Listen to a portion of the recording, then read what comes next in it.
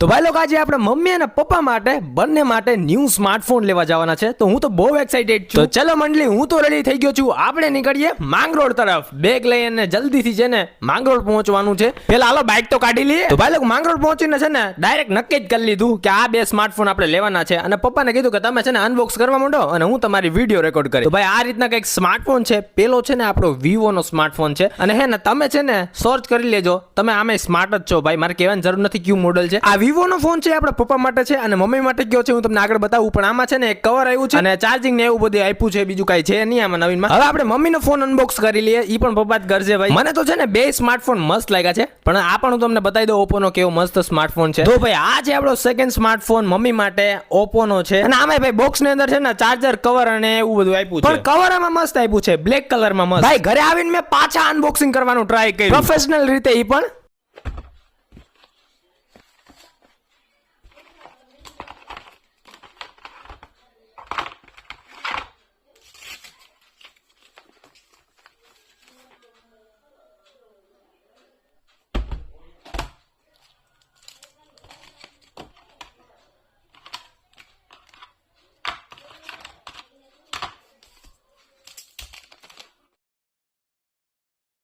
અને હા, આવા નવા વિડીયોઝ માટે ફોલો અને સબસ્ક્રાઇબ કરવાનું ભૂલતા નહીં.